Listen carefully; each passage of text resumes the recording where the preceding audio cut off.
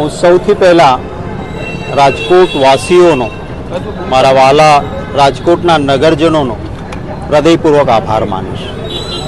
એક ન્યાય માટેની લડત, માનવતા માટે એક ઝુંબેશ છેલ્લા 1 મહિનાથી કોંગ્રેસ પાર્ટી ચલાવી રહી છે. આજે 1 મહિનો થયો. ઘટના ઘટી એના બીજા જ દિવસે અમે સૌ અહીંયા આવ્યા હતા.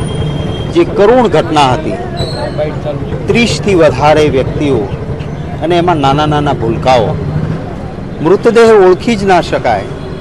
આખો મૃતદેહ પણ ન હોય, કોઈનો હાથ હોય, કોઈનો પગ હોય, કોઈનું માથું હોય, અને બળીને ખાખ થયેલા બોડીઝ, શરીરો.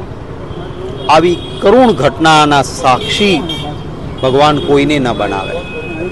આ થયા પછી માંગ એ ન્યાય માટેની માંગ. તમે નાની માછલીઓને પકડો અને મોટા મગરમચ્છોને જવા દેશો તો આજે કોઈનો પરિવાર, આવતીકાલે આપણામાંથી કોઈનો પણ પરિવાર આનો ભોગ બની શકે.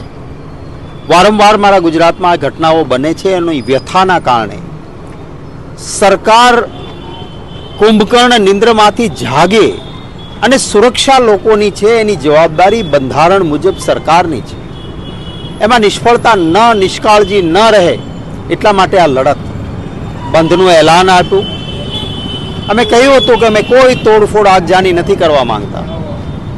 આ એક સંવેદનશીલ વિષય છે. હાથ જોડીને આપને ત્યાં વિનંતી કરવા આવીશું.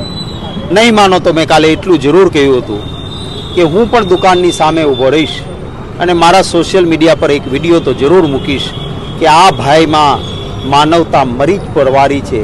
આ ભાઈનું હૃદય એ પથ્થર દિલ છે અને એટલે એમને અડધો દિવસ રાજકોટના એ બાળકોને શ્રદ્ધાંજલિ આપવાનો પણ સમય નથી.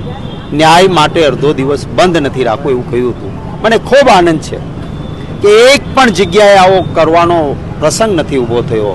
સૌએ સ્વયંભૂ બંધ પાડ્યું. ક્યારેક કોઈ કે થોડી નાની મોટી દુકાન ખોલી હતી અને અમે ગયા, અમારા મિત્રો ગયા, વિનંતી કરી, હાથ જોડીને વિનંતી કરીને તરત જ એમણે એમનું શટર પાડ્યું છે. એક પણ દુકાન, એક પણ શાળા, એક પણ કોલેજ, એક પણ ટ્યુશન ક્લાસીસ ચલાવતો સંચાલક મંડળ એણે ચાલુ નથી રાખ્યા. હું આભાર માનીશ અહીંના ટ્યુશન ક્લાસીસ ચલાવતા સંચાલક મંડળે સામેથી કાલે કહ્યું કે કોંગ્રેસ પાર્ટીની આ મુહિમ વ્યાજબી છે. અમે ટેકો આપીએ છીએ એટલું જ નહીં, અમે પણ કેન્ડલ માર્ચ લઈને રેસકોર્સ ઉપર નીકળીશું. એ શાળા સંચાલક, એ ટ્યુશન ક્લાસીસના સંચાલક મંડળનો આભાર. શાળા સંચાલક મંડળોએ પણ સામેથી કહ્યું કે વ્યાજબી વાત છે, અમે અમારી શાળાઓ બંધ રાખીશું. વેપારી એસોસિએશનોએ ગઈકાલે જ મેસેજ કરી દીધા કે આપણે સ્વયંભૂ બંધ રાખો. રાજકોટના માટે ન્યાયની વાત છે. સૌનો આભાર માનું છું. અમારા કાર્યકર મિત્રો દૂર દૂરથી આવીને 1 મહિનાથી પત્રિકા વિતરણમાં જોડાયા. સેવાદળના સાથીઓ બહારના રાજ્યોમાંથી પણ સ્વખર્ચે માનવતાના કામે આવ્યા. એમનો આભાર માનું છું. રાજકોટ શહેર કોંગ્રેસ સમિતિના પ્રમુખ અને રાજકોટ શહેર કોંગ્રેસ સમિતિને વિશેષ અભિનંદન આપું છું. બહારથી આવનારા માટે નાની મોટી વ્યવસ્થા પણ કરી અને સતત આ ઝુંબેશમાં રહ્યા. 3 દિવસનું ઉપવાસ આંદોલનમાં બહેનો દીકરીઓ પણ જોડાઈ હતી. એમનો આભાર. અમે વિનંતી કરી અને અમારા નેતાઓ અહીંયા આવ્યા. ભાઈ લાલજીભાઈ દેસાઈ, અમારા સેવાદળના રાષ્ટ્રીય અધ્યક્ષ, અમારા ધારાસભ્ય ભાઈ જિગ્નેશભાઈ મેવાણી, કિસાન સેલના પ્રમુખ ભાઈ શ્રી પાલભાઈ આંબલિયા, એ સતત અહીંયા રહ્યા છેલ્લા થોડા દિવસોથી.